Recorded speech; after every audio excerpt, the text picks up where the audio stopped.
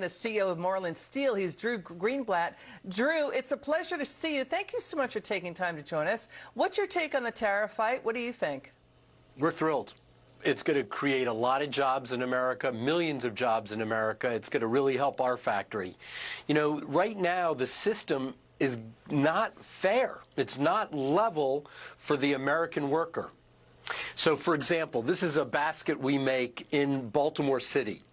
And this basket right here, when we ship it to Germany, they charge $128 in duties, in custom tariffs, against this basket to the German consumer. However, when this basket is made by a competitor in Germany and shipped to America, they're only charged $1.25. That's wildly unfair to the American worker.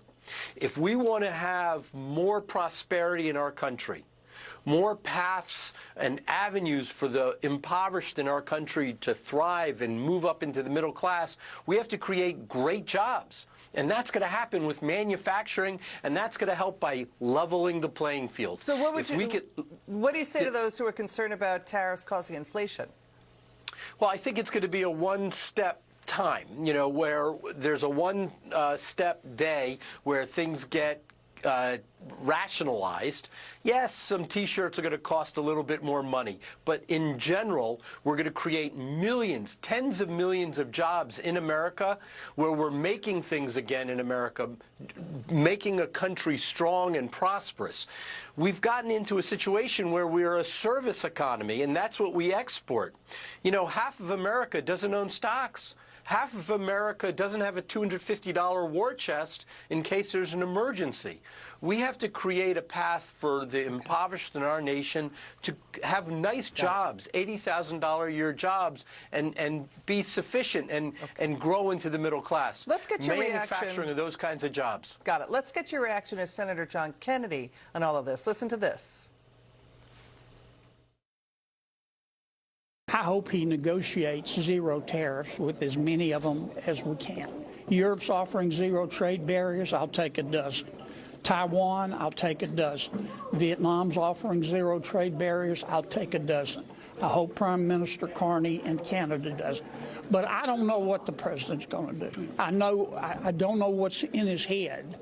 I think I know what's in his heart, but I don't know what is in his head. But I know if I were king for a day, I'm not, and I don't aspire to be, I would pounce on these zero tariff deals like a ninja. I'm not going to feign understanding. I have no idea what the impact is going to be on the American economy or the world economy.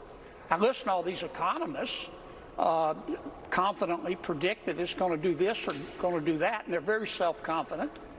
Most of them act like they discovered gravity, but they don't know what's going to happen, and they have a record to prove it. So we'll just have to wait and see. It's been painful, but it may turn out well. It may not. If it doesn't turn out well, I think the president will recalibrate. Drew, what's your reaction to what you just heard? Zero sounds interesting. However, there's more to it. I mean, when we compete with China, we're sometimes competing with groups of people that will steal our intellectual property. So that's not tied into zero. So you need more than just zero. You have to have intellectual property protection. You have to make sure they're not despoiling the environment. We're very careful to make sure that the Chesapeake Bay near our factory in Baltimore is never despoiled. They just dump into the Yangtze. Right? They use slave labor, the Uyghurs. They have 3 million Uyghurs in concentration camps. This is part of the disconnection where we're up against. It's more than just zero. Zero would be a good start, but we need more than that. We need a parity of environmental. We need parity in intellectual property. It's a whole relationship. Got it.